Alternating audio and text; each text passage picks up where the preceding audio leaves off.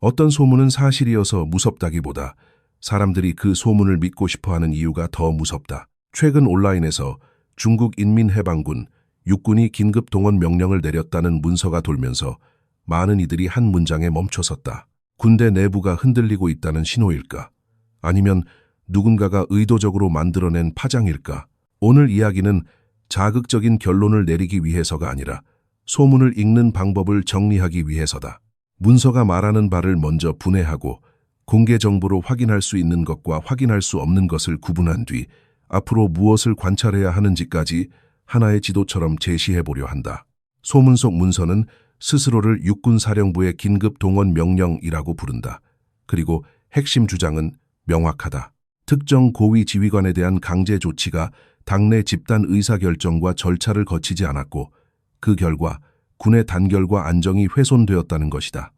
문서는 절대적 지도 원칙을 반복하면서도 동시에 집단 지도와 민주적 절차를 강조한다. 이 두 문장이 한 문서 안에서 결합될 때 청자는 묘한 현실감을 느낀다. 조직의 언어를 닮았기 때문이다. 더 나아가 문서는 구체적 요구까지 담는다. 특정 인물들의 석방과 명예회복, 직무 복권, 그리고 군이 어떤 개인의 사병으로 전락하는 것을 결코 용납하지 않겠다는 선언이다. 마지막으로 군 지도부 구성에 가족적 영향력이 개입되는 것을 반대한다는 표현이 들어가면서 이야기는 단순한 절차 논쟁을 넘어 권력 구조의 문제로 확장된다. 여기서 중요한 것은 이 문서가 사실인지 아닌지를 단번에 단정하는 일이 아니다. 오히려 문서가 어떤 방식으로 진짜처럼 느껴지도록 설계되었는지를 보는 것이다. 첫째, 문서는 공식 문장을 흉내낸다.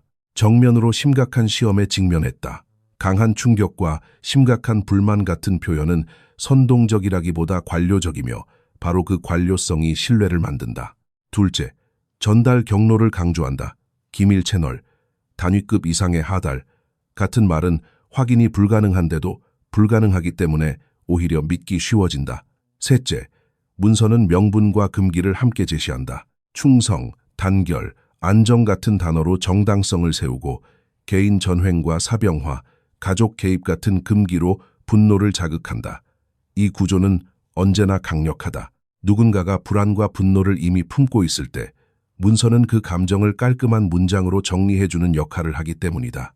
소문이 지목하는 인물들의 이름도 이야기를 서사로 바꾸는 장치다. 최고 지도자와 그의 측근, 군 내부의 상징적 장성들, 그리고 인사와 조직을 관장하는 라인, 이름이 등장하는 순간 청자는 이것을 단순한 문서가 아니라 권력 드라마로 받아들인다. 그러나 여기서부터는 두 층으로 나누어야 한다. 공개적으로 확인할 수 있는 층이 있고 확인할 수 없는 층이 있다. 예를 들어 고위 인사의 공개 일정이나 주요 행사에서의 등장 여부, 군 관련 공식 발표에서 사용되는 표현의 변화, 특정 직책의 공백이 장기화되는지 같은 것들은 공개 정보로 추적할 수 있다. 반면 내부 기밀 문서의 존재, 특정 인물의 비공개 구금, 군 내부의 실제 지휘 라인 충돌은 외부에서 단정하기가 어렵다. 소문은 보통 이 두 층을 한 덩어리로 묶어버린다. 확인 가능한 조각과 확인 불가능한 주장을 섞어놓고 전체가 모두 사실인 것처럼 보이게 만든다. 그렇다면 우리는 무엇을 해야 할까? 첫 단계는 소문이 주장하는 문서의 메시지를 내용과 효과로 분리하는 것이다. 내용은 절차가 무너졌다. 사병화를 막아야 한다. 인사 개입을 멈춰야 한다는 주장이다. 효과는 군 내부가 폭발 직전이다. 곧 강한 행동이 있을 수 있다는 공포다. 이 둘을 분리하면 우리는 공포를 소비하는 대신 질문을 만들 수 있다. 이 문서가 사실이라면 왜 지금 등장했을까? 사실이 아니라면 누가 어떤 이득을 노렸을까?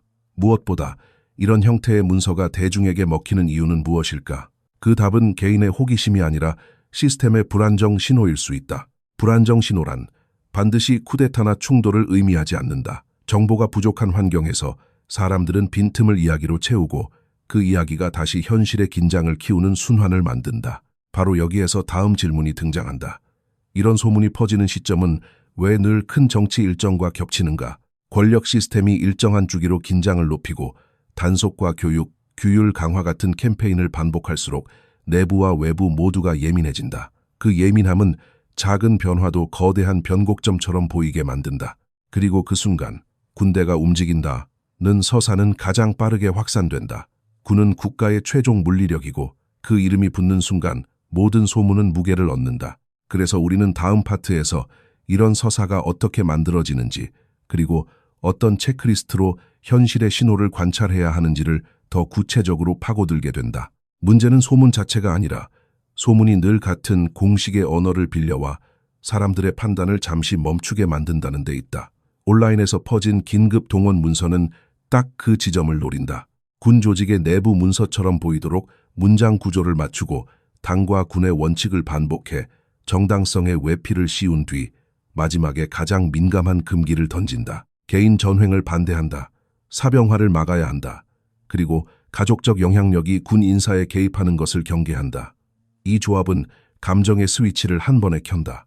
충성이라는 단어가 심장을 묶고, 전횡이라는 단어가 분노를 묶고, 가족 개입이라는 단어가 조롱과 불안을 묶는다. 그래서 문서의 진위가 확인되지 않아도 사람들은 이미 그럴듯한 이유를 갖게 된다. 이 지점에서 경쟁 채널들이 흔히 쓰는 기술이 작동한다. 첫째는 내부에서 왔다는 프레이밍이다. 구체적인 증거 대신 출처의 등급을 높게 말한다. 특급, 기밀, 내부, 전원. 둘째는 전달 경로를 이야기한다. 군의 기밀 채널, 상급 단위, 단시간 하달. 실제로는 외부에서 확인할 수 없는 말들인데 확인할 수 없기 때문에 더 권위적으로 들린다. 셋째는 이름과 직책을 촘촘히 박아넣는 방식이다. 최고 지도자와 군의 고위 장성, 인사를 좌우하는 라인, 그리고 특정 부서의 명칭. 사람은 사건보다 인물을 더 오래 기억한다. 인물이 촘촘할수록 서사는 단단해지고 청자는 자신이 정확한 지도를 보고 있다고 착각한다. 그러나 여기서부터는 냉정하게 두 번째 층, 즉 공개 정보로 확인 가능한 영역을 잡아야 한다. 확인 가능하다는 것은 곧장 결론을 뜻하지 않는다. 다만 관찰 가능한 지표를 통해 소문의 과장을 걸러낼 수 있다는 뜻이다.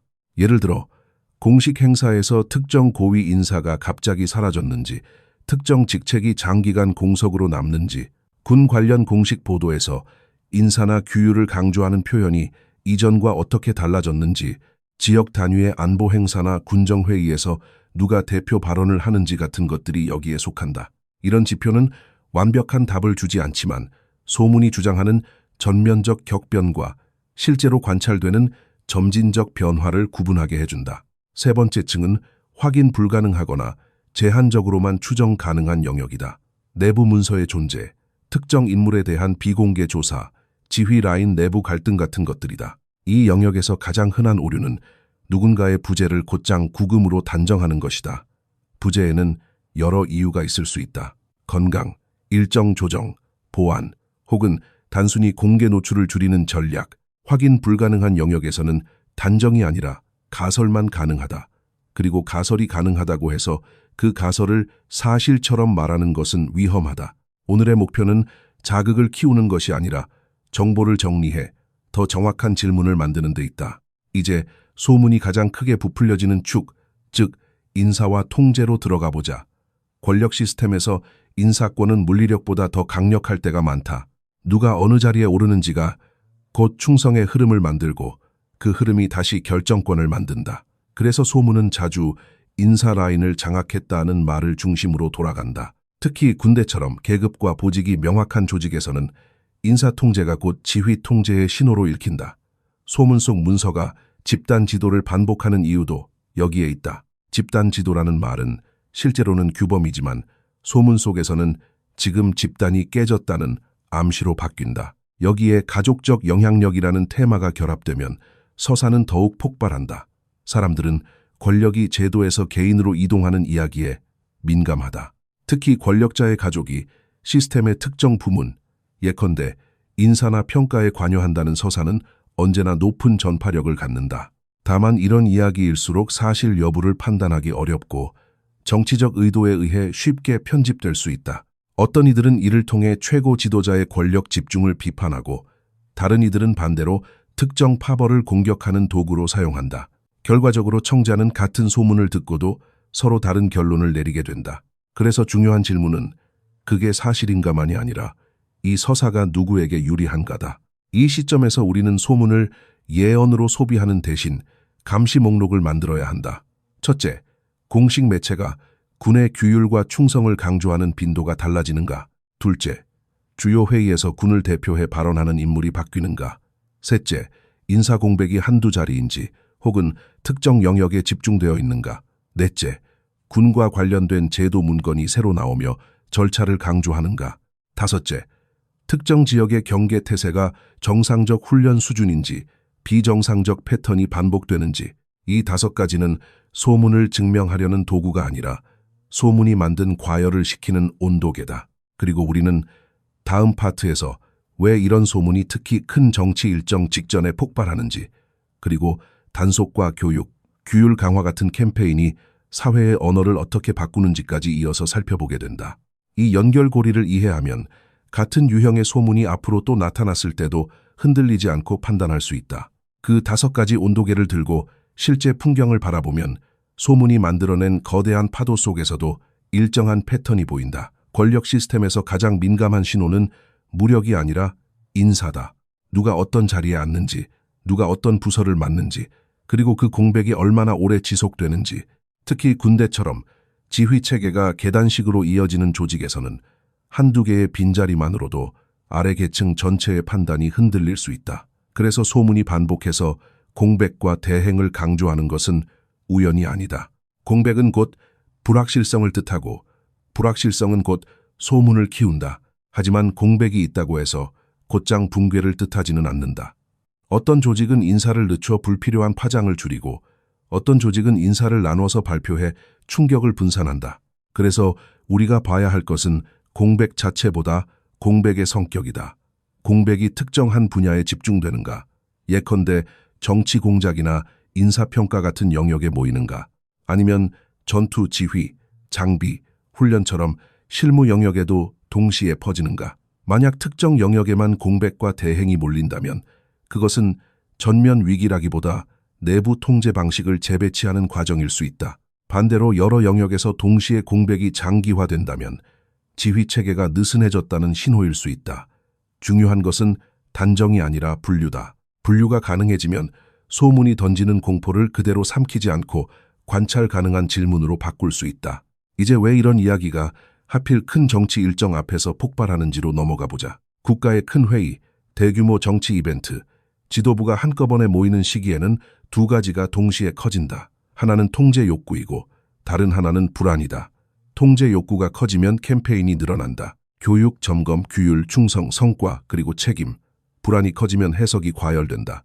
작은 문장 변화도 신호로 읽히고 한 사람의 부재도 사건으로 읽힌다. 이 두 힘이 맞물리면 소문은 가장 빠른 속도로 번진다. 사람들은 결정이 내려질 장소를 향해 고개를 돌리고 동시에 그 장소가 무엇을 숨기고 있는지 상상한다. 그 상상이 문서 한 장, 명단 하나, 전원 한 줄에 붙어 덩치를 키운다.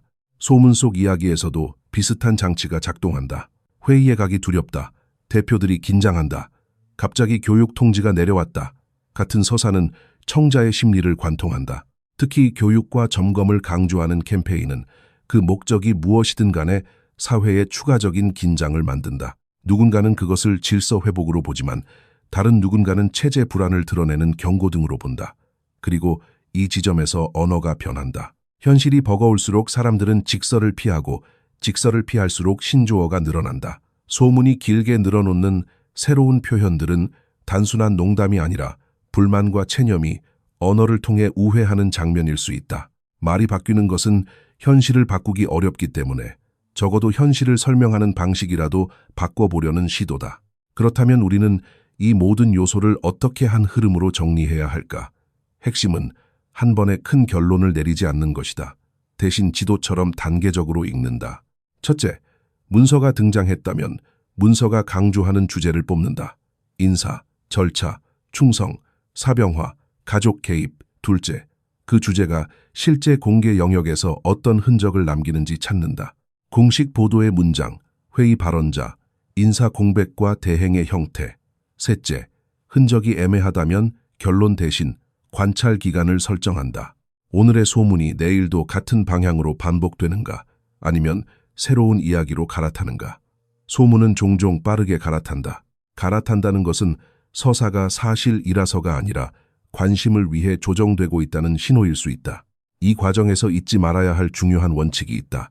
권력 시스템의 긴장은 실제로 존재할 수 있지만 그 긴장을 과장된 이야기로 소비하면 판단력이 무너진다.